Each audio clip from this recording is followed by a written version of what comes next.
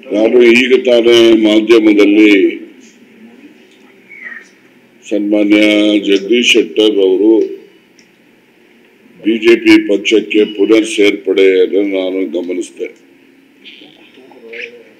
ನನಗೆ ಅದನ್ನು ನೋಡಿದ ಮೇಲೆ ಒಂದು ನ್ಯೂಟನ್ ಲಾ ಜ್ಞಾಪಕಕ್ಕೆ ಬಂತು.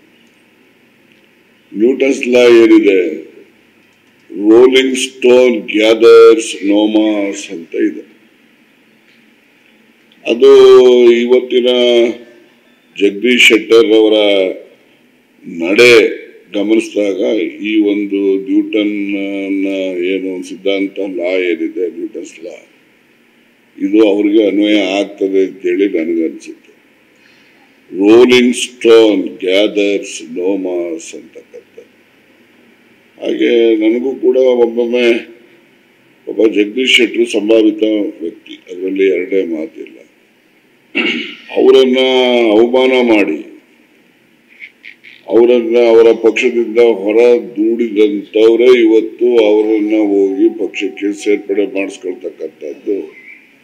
ಇದು ಅವ್ರ ಪಕ್ಷಕ್ಕೆ ಲಾಭ, ಆದ್ರೆ ಜಗದೀಶ್ ಶೆಟ್ಟರನ್ನ ಯಾರು ನಂಬೋದಿಲ್ಲ. ಆ ರೀತಿ ಆಗುತ್ತೆ. ಈಗ ಅವರಲ್ಲೇ ಕಾಯಮ ಇರ್ತಾರೆ ಅಂತ ಯಾವ ಗ್ಯಾರಂಟಿ? ಒಂದು ಅಸೆಂಬ್ಲಿ ಟಿಕೆಟ್ ಕೊಡ್ಲಿಲ್ಲ ಅಂತ ಹೇಳಿ ಅವರು ಪಕ್ಷ ಬಿಟ್ಟರು. ಯಾವ್ದಾದ್ರು ತತ್ವ ಸಿದ್ಧಾಂತದ ಆಧಾರದ ಮೇಲೆ ಅವ್ರು ಪಕ್ಷ ಬಿಟ್ಟಿದ್ರು ನಾನು ಹೋಗ್ತಾ ಇದ್ದೆ. ಈಗಲೂ ಕೂಡ ಕಾಂಗ್ರೆಸ್ಸಿನ ತತ್ವ ಸಿದ್ಧಾಂತ ಸರಿ ಇಲ್ಲ, ಅದಕ್ಕೆ ಬೇಸರ ಆಗಿದೆ, ಅದಕ್ಕೆ ನಾನು ಬಿಜೆಪಿಗೆ ಹೋಗಿದ್ದೇನೆ ಅಂತ ನಾನು ಹೋಗ್ತಾ ಇದ್ದೆ. ಯಾವುದೇ ತತ್ವ ಸಿದ್ಧಾಂತವನ್ನ ಅವರು ಪಾಲನೆ ಮಾಡದೆ ಸ್ವಾರ್ಥಕ್ಕೋಸ್ಕರ ಅವರು ಪಕ್ಷಗಳನ್ನ ಬದಲಾಯಿಸಿ ಸೀಟ್ ಕೊಡ್ಲಿಲ್ಲ, ಅದಕ್ಕೋಸ್ಕರ ನಾನು ಬಿಜೆಪಿ ಬಿಟ್ಟು ಕಾಂಗ್ರೆಸ್ಗೆ ಬಂದಿದ್ದೀನಿ. ಬಹಳ ಸಂತೋಷ.